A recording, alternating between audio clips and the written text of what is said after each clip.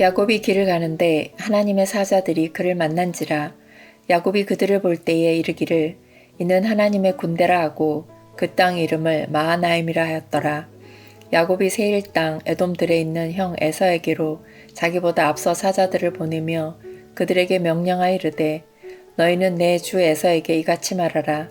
주의 종 야곱이 이같이 말하기를 내가 라반과 함께 거류하며 지금까지 머물러 있었사오며 내게 소와 나귀와 양떼와 노비가 있으므로 사람을 보내어 내 주께 알리고 내 주께 은혜 받기를 원하나이다 하라 하였더니 사자들이 야곱에게 돌아와 이르되 우리가 주인의 형 에서에게 이른즉 그가 400명을 거느리고 주인을 만나려고 오더이다. 야곱이 심히 두렵고 답답하여 자기와 함께한 동행자와 양과 소와 낙타를 두 떼로 나누고 이르되 에서가 와서 한 떼를 치면 남은 한 떼는 피하리라 하고 야곱이 또 이르되 내 조부 아브라함의 하나님 내 아버지 이삭의 하나님 여호와여 주께서 전에 내게 명하시기를 내 고향 내 족속에게로 돌아가라. 내가 내게 은혜를 베풀리라 하셨나이다. 나는 주께서 주의 종에게 베푸신 모든 은총과 모든 진실하심을 조금도 감당할 수 없사오나 내가 내 지팡이만 가지고 이 요단을 건넜더니 지금은 두 때나 이루었나이다. 내가 주께 간구하오니 내 형의 손에서 에서의 손에서 나를 건져내시옵소서. 내가 그를 두려워함은 그가 와서 나와 내 처자들을 칠까 겁이 나기 때문이니이다. 주께서 말씀하시기를 내가 반드시 내게 은혜를 베풀어 내 씨로 바다에 셀 수 없는 모래와 같이 많게 하리라 하셨나이다. 야곱이 거기서 밤을 지내고 그 소유 중에서 형 에서를 위하여 예물을 택하니 암염소가 200이요 순염소가 20이요 암양이 200이요 순양이 20이요 젖나는 낙타 30과 그 새끼요 암소가 40이요 항소가 10이요 암나귀가 20이요 그 새끼 나귀가 10이라. 그것을 각각 떼로 나누어 종들의 손에 맡기고 그의 종에게 이르되 나보다 앞서 건너가서 각 떼로 거리를 두게 하라 하고 그가 또 앞선 자에게 명령하여 이르되 내 형 에서가 너를 만나 묻기를 내가 누구의 사람이며 어디로 가느냐 내 앞의 것은 누구의 것이냐 하거든 대답하기를 주의 종 야곱의 것이요 자기 주 에서에게로 보내는 예물이오며 야곱도 우리 뒤에 있나이다 하라 하고 그 둘째와 셋째와 각 떼를 따라가는 자에게 명령하여 이르되 너희도 에서를 만나거든 곧 이같이 그에게 말하고 또 너희는 말하기를 주의 종 야곱이 우리 뒤에 있다 하라 하니 이는 야곱이 말하기를 내가 내 앞에 보내는 예물로 형의 감정을 푼 후에 대면하면 형이 혹시 나를 받아주리라 함이었더라. 그 예물은 그의 앞서 보내고 그는 무리 가운데서 밤을 지내다가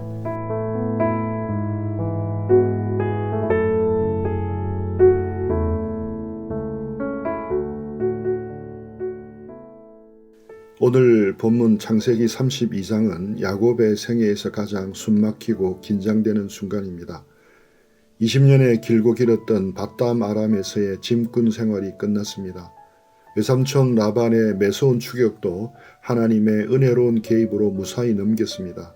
마침내 갈르엣과 미스바에서 평화의 언약을 맺고 라반은 고향으로 돌아갔습니다. 야곱을 옥죄던 과거의 사슬이 하나 끊어진 것입니다. 하지만 인생은 산 하나를 넘으면 또 다른 산이 나타납니다. 야곱 앞에는 라반보다 훨씬 더 두렵고 무서운 존재가 버티고 있습니다. 바로 20년 전 자신이 속여 장자권과 축복을 가로챘던 형 에서입니다. 에서는 에돔의 세일산에 자리 잡고 거대한 세력을 형성하고 있었습니다. 고향으로 돌아가는 길목에서 야곱은 필연적으로 에서를 대면합니다. 본문 1절과 2절을 보십시오. 야곱이 길을 가는데 하나님의 사자들이 그를 만난지라. 야곱이 그들을 볼 때 이르기를 이는 하나님의 군대라 하고 그 이름을 마하나임이라 하였더라. 라반과 헤어지고 다시 가나안을 향해 발걸음을 떼는 야곱에게 놀라운 광경이 펼쳐집니다. 하나님의 사자들 곧 천사들이 야곱을 찾아온 것입니다. 야곱은 20년 전 고향을 떠나 도망칠 때 베델에서 천사들이 하늘 사닥다리를 오르락내리락 하는 것을 보았습니다. 이제 고향으로 돌아가는 길목에서 다시 천사들의 환영을 받습니다. 하나님의 천사들이 떠날 때도 배웅하고 돌아올 때도 영접합니다. 야곱은 그 천사들의 무리를 보며 이는 하나님의 군대라고 고백합니다. 그리고 그곳 이름을 마하나임이라고 짓습니다. 두 진영, two camps라는 뜻입니다. 하나는 야곱 자신의 연약한 진영이요, 또 하나는 그를 호위하는 하나님의 천사들의 진영입니다. 눈에 보이지는 않지만 창조주 하나님께서 당신의 백성을 완벽하게 에워싸고 보호하고 계심을 시각적으로 보여주신 은혜의 사건입니다. 하나님은 이 마하나임의 환상을 통해 야곱에게 굳은 약속을 재확인시켜 주십니다. 두려워하지 말라. 내가 너와 함께 하겠다. 나의 군대가 너를 지키고 있다. 그런데 야곱의 심령은 어떠합니까? 하나님의 위대한 군대를 눈으로 직접 보았음에도 불구하고 그의 마음속에는 여전히 짙은 두려움이 도사리고 있습니다. 3절을 보면 야곱이 세일 땅 에돔들에 있는 형 에서에게로 사자들을 앞서 보냅니다. 방금 전 1절에서 만났던 하나님의 사자들과 정확히 똑같은 단어입니다. 이 본문 전체에 걸쳐서 사자, 즉 메신저라는 단어가 교묘하게 얽혀 있습니다. 하나님은 하늘의 사자를 야곱에게 보내셨습니다. 야곱은 땅의 사자를 에서에게 보냅니다. 은혜를 의지하기보다 자신의 치밀한 계획을 먼저 앞세우는 야곱의 나약한 본성입니다. 야곱이 사자들의 입에 들려준 메시지를 가만히 들어보십시오. 4절과 5절입니다. 내 주 에서에게 이같이 말하라. 주의 종 야곱이 이같이 말하기를. 참으로 기가 막힌 호칭입니다. 형 에서를 향해 내 주 my lord라고 부릅니다. 자신을 주의 종 your servant라고 한껏 낮춥니다. 기억하십니까? 20년 전 눈먼 아버지 이삭이 야곱을 축복할 때 무엇이라고 했습니까? 만민이 너를 섬기고 열국이 내게 굴복하리니 내가 형제들의 주가 되고 내 어머니의 아들들이 내게 굴복하며. 이삭은 분명 야곱이 형제들의 주가 될 것이라고 선포했습니다. 그런데 지금 야곱은 그 축복을 스스로 뒤집어 엎고 있습니다. 에서를 주군으로 모시고 자신을 노예로 엎드립니다. 야곱의 이 철저한 자기 비하는 단순한 예의가 아닙니다. 살기 위해 발버둥 치는 비굴함입니다. 과거 자신이 훔쳤던 그 축복의 의미를 에서 앞에서 스스로 무효화하려는 필사적인 몸부림입니다. 야곱은 밧담 아람에서 모은 재산을 열거합니다. 소와 나귀와 양떼와 노비가 있다고 과시합니다. 이것은 형에게 은혜를 구하기 위한 일종의 뇌물 명세서입니다. 나는 형의 재산이나 장자권을 탐내어 돌아오는 것이 아닙니다.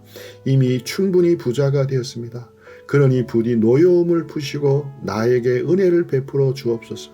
이것이 야곱의 속마음이었습니다. 사자들이 돌아옵니다. 6절, 그들의 보고는 짧지만 야곱의 심장을 얼어붙게 만들기에 충분했습니다. 우리가 주인의 형 에서에게 이른즉 그가 400명을 거느리고 주인을 만나러 오더이다. 형 에서가 400명의 장정을 끌고 오고 있다는 것입니다. 이 보고는 모호합니다. 동생을 환영하기 위한 호위병입니까? 아니면 20년의 한을 풀기 위한 복수의 군대입니까? 침묵하는 에서의 400명 군대라는 소식은 야곱을 극도의 공포로 몰아넣습니다. 7절은 야곱의 심리 상태를 적나라하게 묘사합니다. 야곱이 심히 두렵고 답답하여. 야곱의 이 참담한 현실을 보십시오. 방금 전 마하나임에서 하나님의 군대를 만났습니다. 천사들이 진을 치고 있는 것을 보았습니다. 그러나 막상 현실의 위협, 400명의 군대라는 소식 앞에서 그 놀라운 은혜의 체험도 흔적 없이 증발해 버립니다. 마하나임의 환상은 온데간데 없고 죽음의 공포만이 그를 짓누릅니다. 이것이 인생입니다. 이것이 우리의 실존입니다. 우리는 십자가의 은혜를 깊이 경험하고 눈물을 흘리며 찬양합니다. 하나님의 군대가 나를 지키고 계심을 고백합니다. 그러나 막상 삶의 현장에서 직장 상사의 서슬프른 꾸중 한마디에 통장 잔고가 비는 것 때문에 자신의 문제 하나에 우리의 심령은 순식간에 무너져 내립니다. 심히 두렵고 답답하여. 야곱의 이 탄식은 곧 오늘을 살아가는 저와 여러분의 탄식입니다. 위기 앞에서 야곱의 잔머리가 다시 가동됩니다. 그는 재빨리 치밀한 방어 전술을 짭니다. 자기와 함께한 일행과 양과 소와 낙태를 두 떼로 나눕니다. 두 떼라는 단어는 마하나임과 정확히 같은 어원입니다. 참으로 슬픈 아이러니입니다. 하나님은 하늘의 군대와 야곱의 군대를 거룩한 두 떼 마하나임을 보여주셨습니다. 그런데 야곱은 하나님의 군대는 새카맣게 잊어버리고 자신의 재산을 절반으로 쪼개어 비참한 두 떼를 만들고 있습니다. 에서가 와서 한 떼를 치면 나머지 한 떼라도 피하겠다는 얄팍하고 처절한 생존 본능입니다. 그러나 인간의 지혜가 바닥난 그 처절한 두려움 밑바닥에서 마침내 위대한 신앙의 꽃이 피어나기 시작합니다. 야곱이 기도하기를 시작합니다. 창세기 전체를 통틀어 가장 길고 가장 아름다우며 가장 신학적으로 깊이 있는 기도가 터져 나옵니다. 9절입니다. 야곱이 또 이르되 내 조부 아브라함의 하나님 내 아버지 이삭의 하나님 여호와여 주께서 전에 내게 명하시기를 내 고향 내 족속에로 돌아가라 내가 내게 은혜를 베풀리라 하셨나이다. 야곱은 하나님의 약속을 붙듭니다. 절체절명의 위기 속에서 그가 의지할 수 있는 유일한 동아줄은 하나님의 말씀뿐이었습니다. 주님이 내게 말씀하지 않으셨습니까? 고향으로 돌아가라고 명하지 않으셨습니까? 은혜를 베풀겠다고 약속하지 않으셨습니까?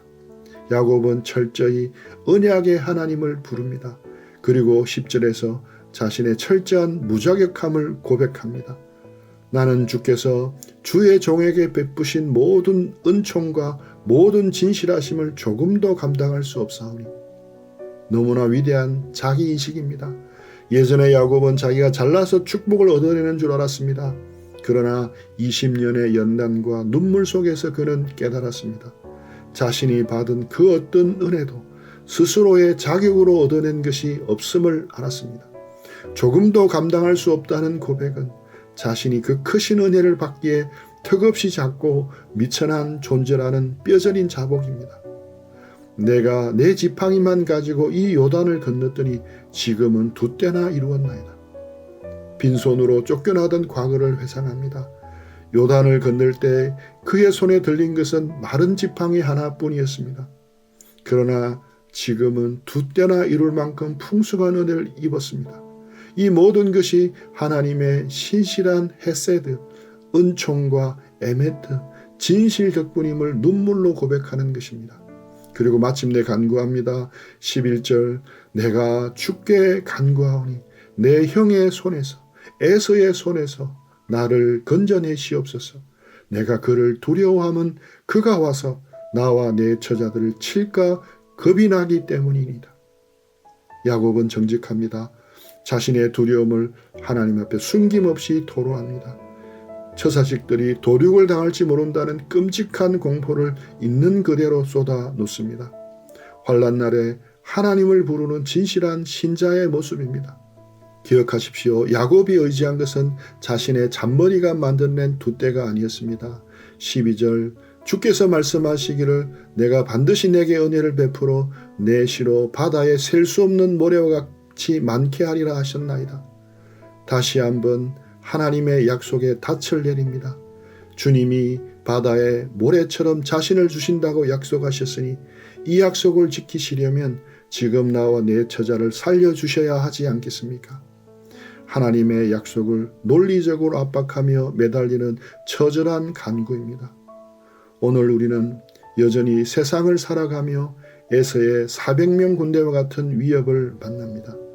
취업과 장래에 대한 불안이 늘 잠재되어 있고 건강을 잃을까 두렵고 직장 생활이 너무 힘들어 계속할 수 있을 것 같지 않고 자녀의 미래가 꽉 막힐까 두려워합니다.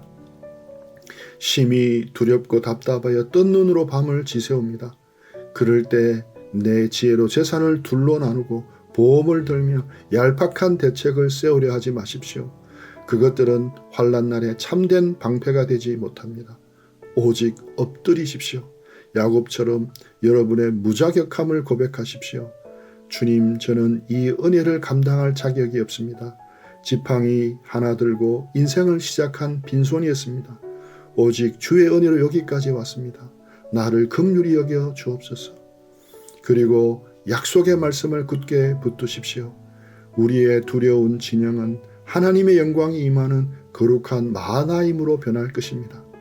그 어떤 원수의 위협도 뚫고 들어올 수 없는 하나님의 완벽한 보호가 오늘 우리의 영혼과 가정을 애워사 지켜주실 줄 믿습니다. 야곱이 기도를 마쳤습니다. 그러나 상황은 하나도 변한 것이 없습니다. 여전히 밤은 깊고 에서는 400명의 군대를 이끌고 다가오고 있습니다. 기도의 자리에서 일어난 야곱의 마음속에 다시 맹렬한 공포가 밀려옵니다. 방금 전까지 눈물로 하나님의 은혜를 구하던 입술이 마르기도 전에 그의 머리는 살기 위한 복잡한 계산으로 돌아가기 시작합니다. 야곱은 형 에서에게 바칠 예물을 고릅니다. 총 550마리가 넘는 엄청난 가축대입니다. 고대 근동의 기준으로 볼 때 이것은 단순한 형제 간의 선물이 아닙니다. 일국의 왕에게 바치는 거대한 조공의 규모입니다. 야곱은 밧다마람에서 20년 동안 뼈빠지게 고생하여 모은 전 재산의 상당 부분을 지금 형의 분노를 잠재우기 위해 기꺼이 떼어내고 있습니다. 생명이 위태로운 순간 재물은 아무런 위로가 되지 못함을 야곱은 뼈저리게 느끼고 있었던 것입니다. 그런데 야곱의 치밀함은 단지 예물의 규모에 그치지 않습니다. 야곱은 여러 때로 나눕니다. 그리고 각 때 사이에 일정한 거리를 두게 합니다. 맹렬하게 분노한 에서가 첫 번째 때를 만나 선물을 받고 조금 누그러지면 잠시 후 두 번째 때가 나타나 다시 선물을 안깁니다. 그리고 또 세 번째 때가 나타납니다. 파도처럼 끊임없이 밀려오는 선물의 공세로 에서의 감정을 서서히 녹여버리겠다는 고도의 심리전입니다. 형의 감정을 풀기 위한 참으로 야곱다운 기가 막힌 잔머리입니다. 그리고 21절은 이 슬프고 고독한 밤의 풍경을 이렇게 마무리합니다. 그 예물은 그에 앞서가고 그는 무리 가운데서 밤을 지내다가. 사랑하는 형제자매 여러분, 오늘 야곱처럼 캄캄한 밤 홀로 두려움에 떨고 계십니까? 다가오는 내일의 위협 앞에서 내가 가진 것을 여러 때로 나누며 불안한 마음으로 잠 못 이루고 계십니까? 이제 그 부질없는 잔머리를 내려놓으십시오. 그것들은 결코 참된 평안을 주지 못합니다. 오직 십자가를 바라보십시오. 주님만이 우리가 안전하게 영원히 머물 마하나임, 하나님의 진영입니다. 우리를 지키시는 분은 우리가 가진 재물과 우리의 지혜가 아니라 졸지도 주무시지도 않으시며 천군 천사로 우리를 애워사시는 여호와 하나님 한 분뿐이십니다. 그 하나님과 하나님의 말씀을 붙들고 두려움의 진영이 변하여 은혜와 평강의 마하나임이 되는 은혜를 누리는 여러분들 다 되시기를 주님의 이름으로 간절히 축원합니다. 들은 말씀 가지고 기도하며 묵상하며 주님과 교제하는 시간 가지겠습니다.